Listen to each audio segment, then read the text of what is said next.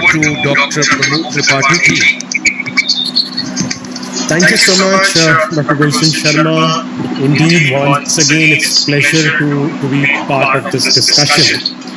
And I start from the same point where you left before lunch, that the education system of India has been systematically spoiled by the people whom we even praise today. So, I think someone has joined with the two devices, so just mute one of those. I got to request them.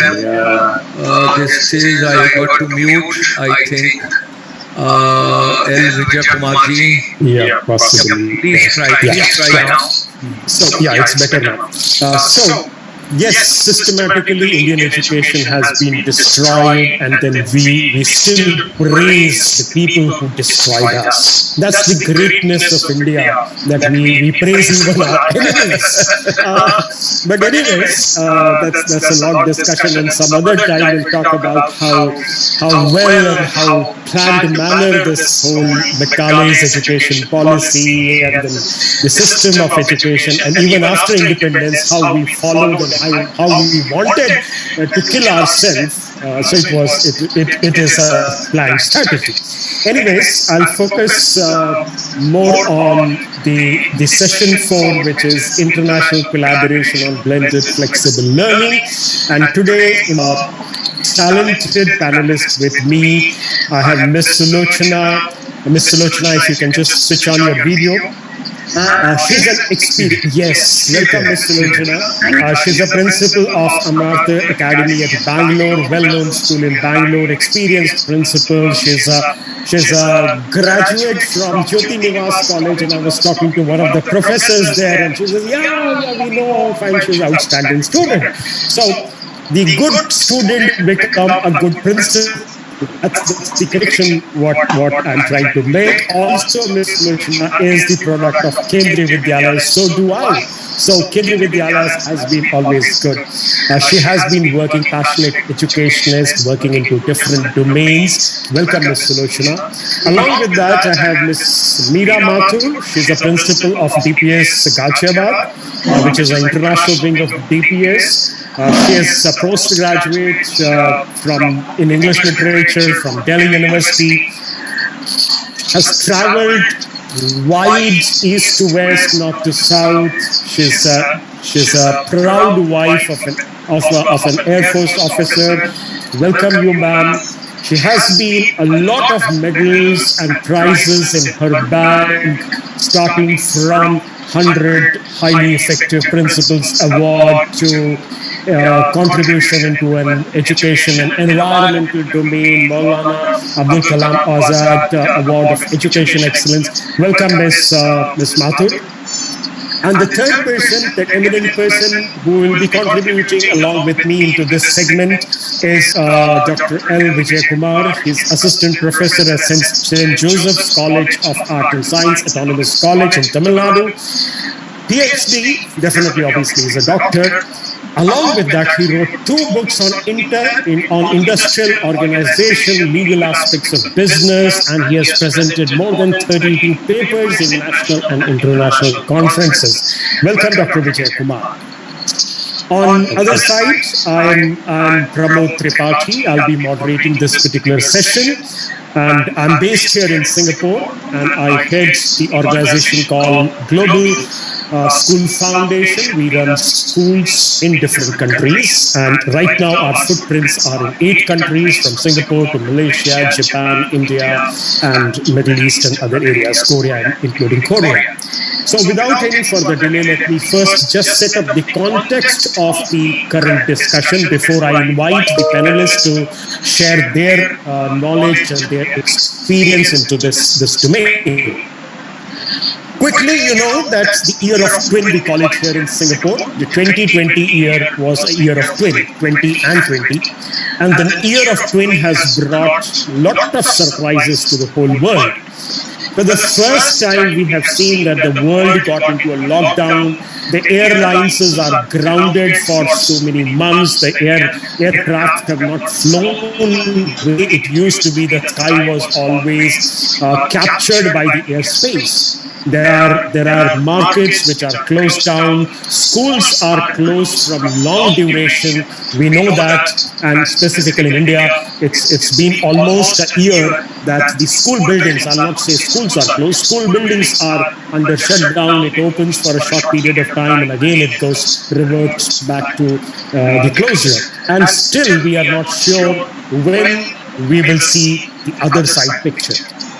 At the same time, when we talk about the entire lockdown period and we have the entire media, Facebook, Twitter, full of negative things, I see a lot of positivity in the current situation too.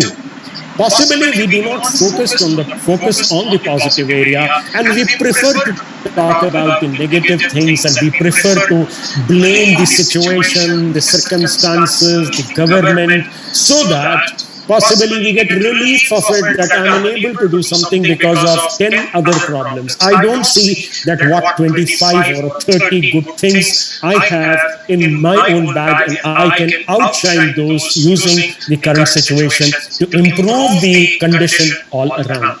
We do not talk, I'm giving you an example of a very different domain. We do not talk about that we should remain in-house safe, and we should safeguard ourselves and our family from corona. We talk about shortage of beds in the hospital, oxygen cylinder not there, doctors not coming.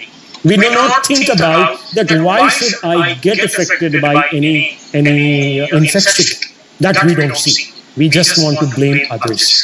Coming back, when we talk about the collaborative learning, or when we talk about a blended learning, there are 2-3 terms which comes to my mind, and that's called as flipped classroom.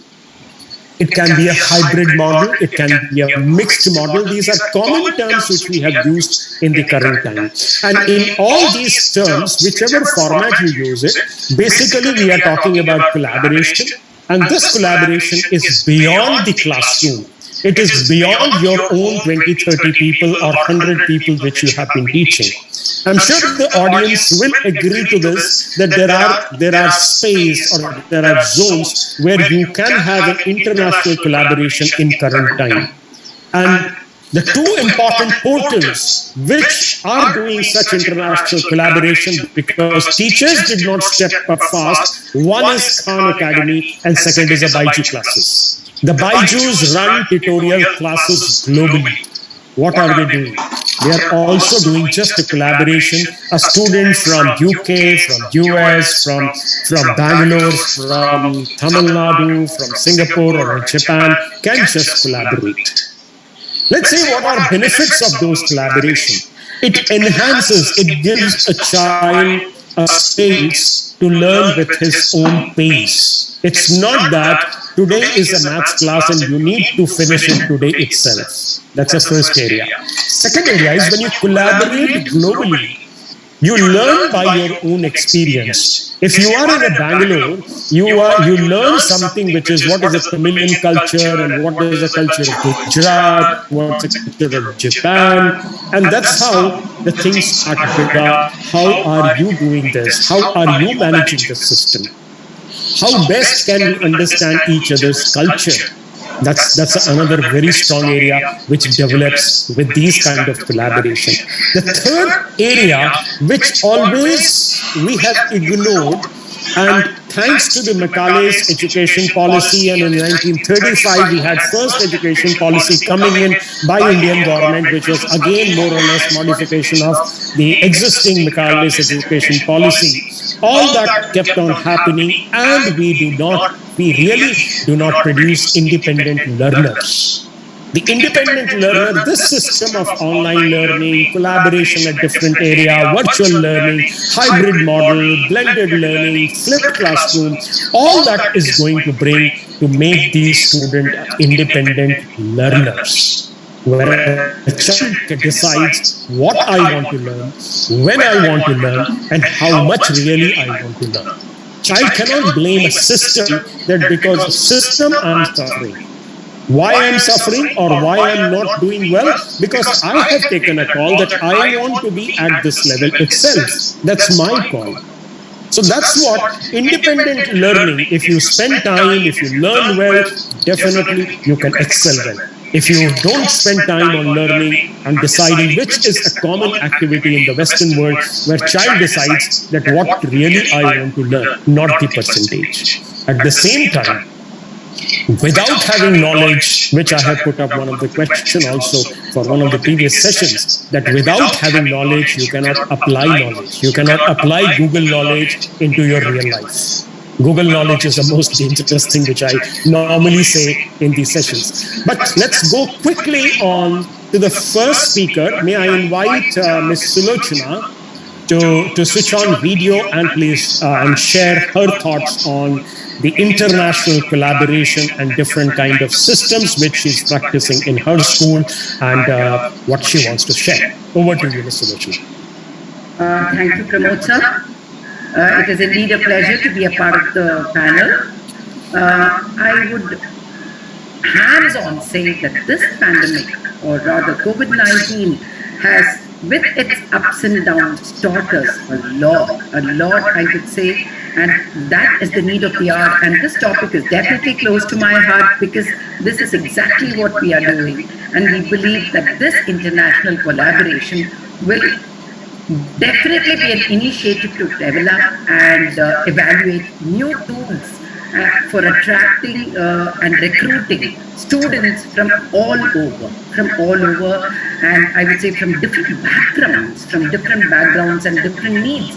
So many things are going to fall in place because of international collaboration. So this is going to help us to attract best of students, the undeserved groups, and also students who give up on the regular traditional methods. So when we say this entire thing has been beautifully framed, when I say international collaboration of flexible and blended learning, yes, flexible, the very word tells us, flexible learning. Any child would want to have the opportunity to learn at his or her pace.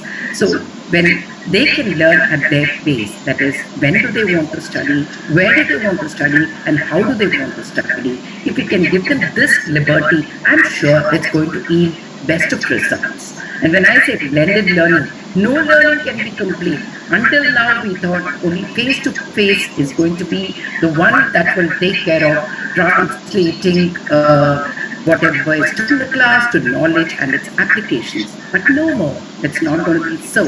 So we need a blend of both face-to-face as well as online classes or online approaches. Now when I say we need a blend of both, which is going to make it wholesome, yes, are we ready? We have to rethink and redesign. It's not going to happen the way we are doing it. Let me tell you, we all started on a platform wherein about, I would say, 80% of us were skeptical. Can it really happen? Can education be done on a digital platform? No, none of us were really prepared. But then this pandemic has taught us that it is possible for us to adapt and make it possible. All of us were skeptical, all of us were first timers, but then we have adapted so well and almost simulated the actual classroom situation. So this blended learning is only going to help us not only to handle the current pandemic, but also it's going to be anything in future. When I say anything in future, it means we are going to have access to higher education from best of universities across the world. People are going to think that yes, a student sitting in some other country can have access to global education. When we say global education, it is definitely going to bring about uniformity. The quality of education is going to be maintained, which is very, very important. Are we sure what we are offering is going to prepare us to take the world by storm or be fit anywhere we go? So this is going to again be taken care of. And I would say when we have this access to share knowledge, we learn from our peers. We learn from our peers, and our peers need not be our classroom classmates. but they are from world over. So when we say they are from world over, the educational environment that is created by this blended learning is going to be conducive for learning. It is going to be one which is going to be a rich blend of all kinds of culture, all kinds of educational setup, what the child has been used to, what was he accustomed to, or what kind of teaching supposed to. So this kind of a mix, a blend in a classroom will definitely help us to learn better, not from just making the education uniform all across the world, but also to learn from our peers in such a way that we are all on the same page, better get up to face, I would say, any kind of challenges we can face globally. It can also yield high quality education, I would say, and the classroom experience will no more be what it was some time back. It will be an enriched one, and definitely it will be an enriched one. Children don't have to go across miles to seek this kind of uniformity in education. Sitting in their home grounds, they can have access to the best of instructors, best of expertise. And children also learn that, yes, through gadgets, through technology, through computers, or even just a mobile, have access to best of knowledge. So all these barriers are broken. Whatever physical barrier, economic barrier, psychological barrier, everything can be overcome by this blended learning. So this international collaboration is definitely going to help us to feel we are all one. We are not, and this divide, the economical divide, will take a back seat. So a child who was deprived of higher education will now be proudly sitting in his home front and learning, just sharing equal status with his peers. So these are wonderful. So this is my initial take on this blended learning and flexible. That's really good, Mr. Lochana. It has its own lot of advantages, and I'm sure that we'll look towards the brighter side of the system. Even in the last discussion, I have shared with the entire audience that this is a situation which is unique, where teachers have taken a big leap. It's not just a year change, it's a decade change in terms of the technology in which teachers have adopted it. Without further delay, before we come to some more points and try to churn these ideas, let's first listen to Ms. Meera Mathur. Ms. Meera. Namaskar, Gulshan ji. Wonderful to meet you online again, and I look forward to meeting you in person soon. Thank you, Dr. Tripathi, for the glowing introduction, and good afternoon to the worthy panelists and the audience here. Picture the scenario where students are bored, teachers are bored. Once Ken Robinson famously pointed out that modern education is still archaic and rooted in the previous century. He said that the current form of teaching is unable to provide today's students with the skills they need to master in order to interact with and within the digital society. In this instant coffee and 2-minute noodles generation, the education sector is in dire need of innovations and disruptive technologies. So I'm not very comfortable with the negative connotations of the word disruptive, like in disorderly or out of order. Being positive, I believe that change is progress, and if we change something for the better, then it is productive, it is manageable, it is regulated. But I'll conform and go along with this term because that seems to be the world word now. We can certainly use the theory of disruptive innovation to help schools improve. Yet, I must emphasize that I'd like to dwell on the 3 forms of learning, that is traditional, blended, or hybrid, and only online. Geographical boundaries are shrinking, the world has entered our homes and also our classrooms. The state of the world economy is such that we don't know what it will be like tomorrow, let alone at the end of the month.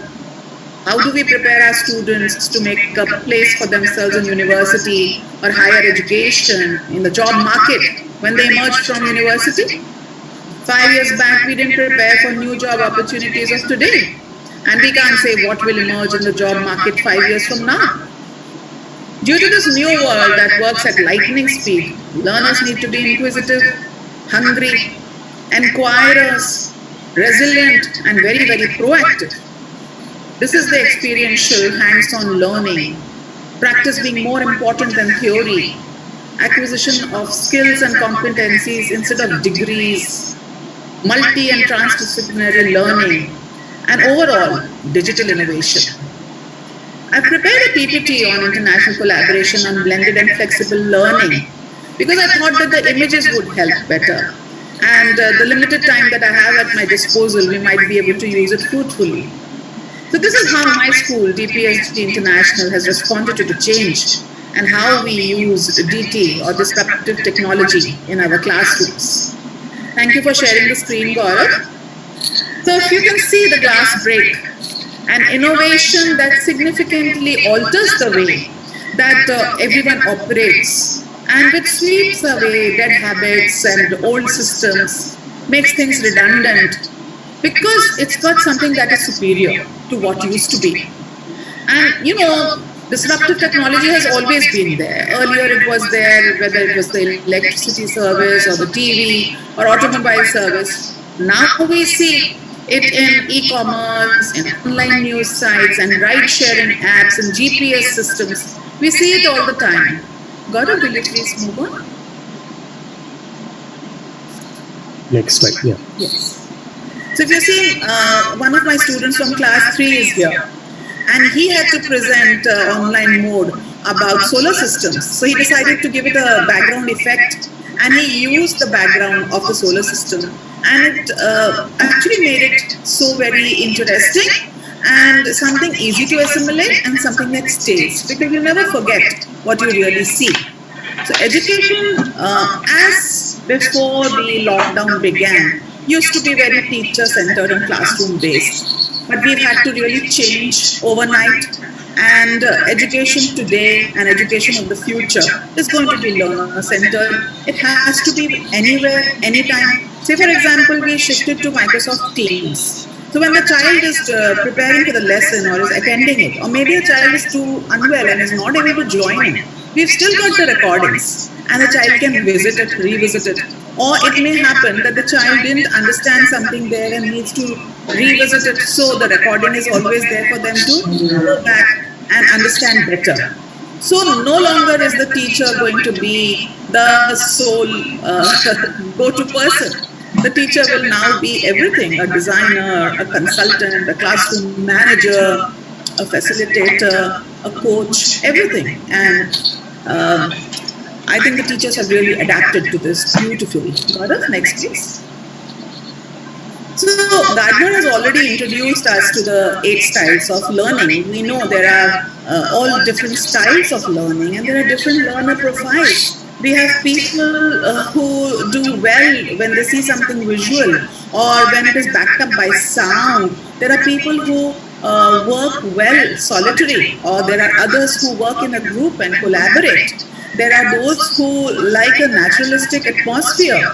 So there are linguistic learners, there are spatial learners, and we know that a particular lesson in a face-to-face classroom may not actually cater to all of them.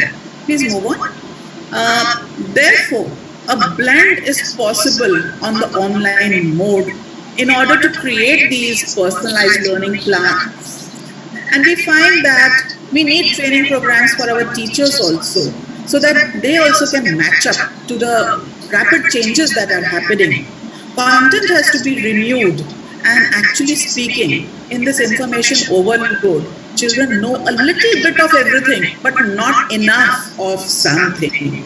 So content needs to be renewed as well. Technology is no longer something that's supported. I remember my lecturers bringing in maybe an audio tape or a record, but now it is its own environment. You can see how we've been having our celebrations online. We've been having competitions, and children have had their just-a-minute sessions. as well as what you see at the right hand bottom is the Kahoot board of how they scored. So there's a quiz that goes on, and at that very moment, in a very healthy, competitive way, they learn so much. And now we have more of project-based of learning. Gaurav, please. So now it is not one-size-fit-all education. It's nothing standard. It has to be really customized for the child. And Gardner's theory and other such theories have taught us that each learner learns and responds differently.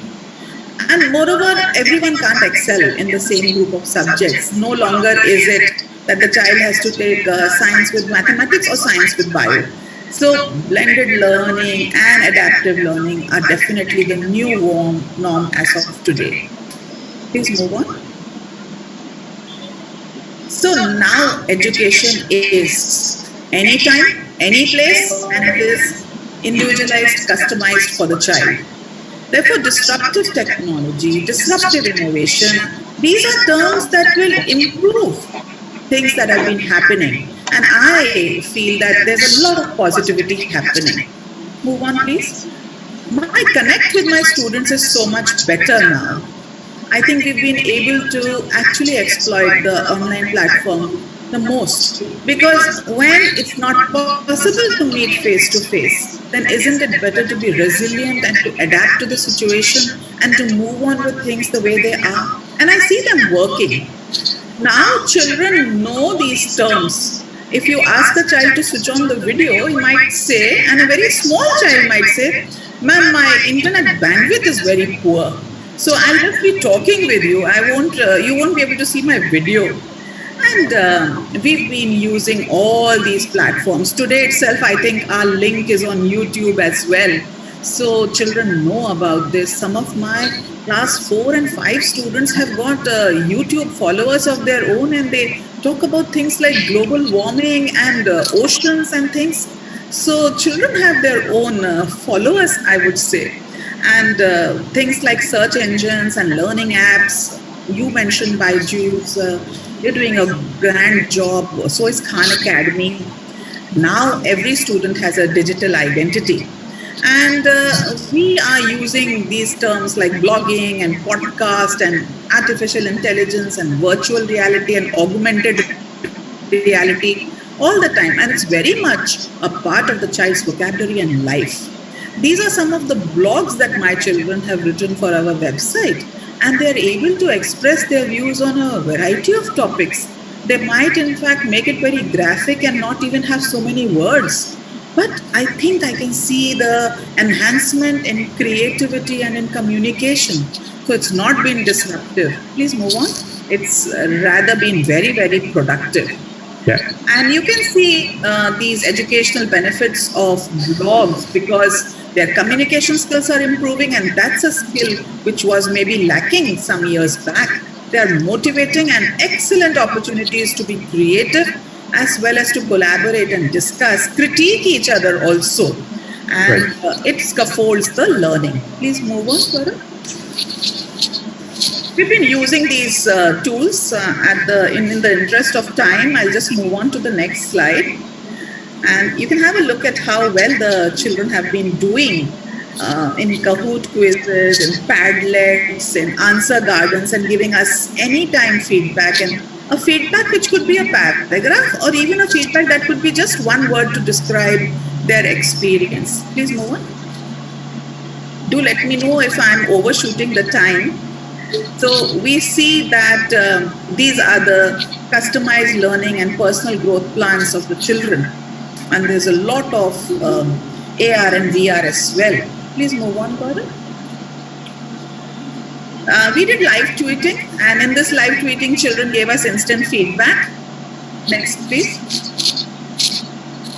And digital badges, our own teachers. In fact, we've got a very large number of teachers who are MIE experts.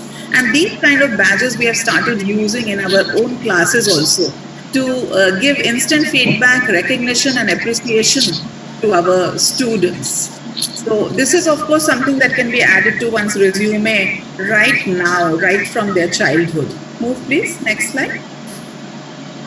And we've used virtual field trips too. Just the other day, the French class had visited the Leaning Tower of Pisa, and they'd gone to the various monuments all over the world, the Eiffel Tower, and comparisons were made.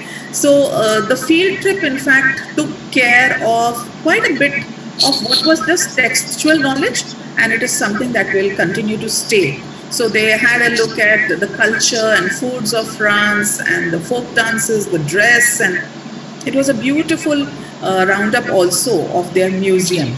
Next, please. And this is the way we've played games with them and used tools like GeoGebra, etc., to improve their mathematical skills. And we've also, as a kind of a community initiative, introduced some free online courses for preschoolers who are not able to go to school. You can imagine a hyper 3-year-old or a 4-year-old who's not able to go to school because of the lockdown, being cooped up at home. So we've done some free online courses for them and awarded them with a certificate as well. And our teachers have also been attending some courses. It could be from Stanford and Harvard too. Please move on.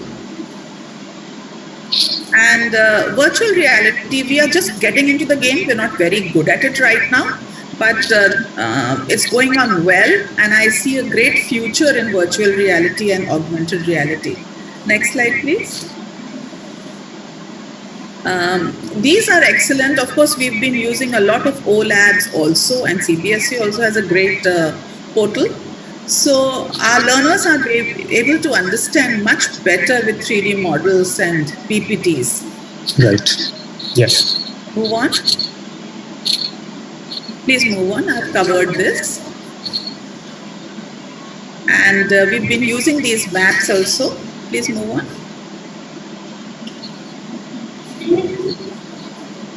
So we are now emphasizing totally on gaining of competencies and skills. Please move on. I think that due to the pandemic, online learning is very much a part of our classrooms, and disruptive technology is going to provide learning experiences that were otherwise unavailable. Just yesterday, we had an education fair where universities from India and abroad joined in, and it was in fact better than a face-to-face mode. So instead of replacing traditional schools, disruptive innovation will replace traditional instructional resources, instructional models. These are going to be changing, and it's going to amplify the capacity of teachers. It's going to be better for the students, for them to assimilate and gain. Right. Yeah. Yeah. And that's one more slide, and there we are done. Gaurav, please. I think we've also not only shrunk boundaries, but we've also made children realize that how alike we are in all parts of the globe. So they're collaborating with their counterparts in other countries and other schools of India, help them to understand what they are anticipating, what is their purpose in this world, how do I fit into it, and what is my future. So it's been a gainful experience for students as well as for teachers. Next, please. So their technical skills have improved. They've got a new understanding of mathematics and science. They're better at writing and at communication skills. There's increased technological literacy. Their motivation and excitement about learning is improving. They know what's collaboration, what a team means, what it means to stand for something. There's no stereotyping of cultures, there's more acceptance, and it's broadened their views, their perspectives, their horizons. They're also understanding globally, and I think that we as a school have got a lot from parental support, as well as opened our communication lines with other systems and raised our own standards. I really hope I didn't overshoot the time. Thank you. That's fine, Miss Meera. I think it is you to listen to this. Okay. Class 3 student has done this, and it's just about a few seconds. For sure. Just draw a line across the sun, give it a mouth, and there the child gets to speak. Always be hot. My temperature so rise up to 6,000 to 4,000 degrees Celsius. I give light to every single planet except Pluto because it's very, very far away. The Earth around me. Every single planet revolves around me. I am the star, baby, but I'm a huge star. About involvement. But we take it very positively. In fact, that's absolutely fine. In fact, I think it has made us improve our craft better. Thank you. It's really good. Good to know that. Let's quickly move on to Ms. Dr. L. Vijay Kumar, Assistant Professor, St. Joseph's College of Art and Science, Tamil Nadu. Dr. Vijay? Sir, yes, sir. Hello? Yeah, we can hear you. Okay, sir. Happy afternoon to all. I would like to thank Mr. Gulshan Sharma and Dr. Pramod Tirupati for giving me this opportunity to participate in this conference and to share my ideas about disruptive technology innovation in education in the excitement about the role of technology in improving education is a good thing so far as I am concerned. Education is a segment that needs disruptive innovation, a longing by many for a better educational future, presumably involving lower cost to students and better career life fulfillment, not to mention better global citizens need to global challenges. Let's face it, there is a general that education system is not up to the challenges of the future, and it's not clear how we get from here to there. Yes, venture capital investors and in IMS we try to further winners by looking at criteria or something we call learning impact, which is defined by a setting of judging criteria we use in our annual learning impact awards. You can think of it as evidence that the appreciation of technology in an educational setting here has had a clear standard analytics badges and open educational resources. As with hyper innovation, eventually some aspects of innovation survive, crossing the chasm to productive advancement of the industry. The challenges of innovators and investors is to utilize critical thinking to rationalize what will sustain and what the real impact will be. So MOOC or paragraphs, everyone favorite example of hype right now. It is difficult to imagine how something could have achieved more hype in the higher education segment, and they were clearly striking a nerve for being potentially highly disruptive. Literally, everyday MOOCs are in the headlines, and smart marketers are trying to jump on the MOOC event as an bandwagon marks continually to address the glaring deficits of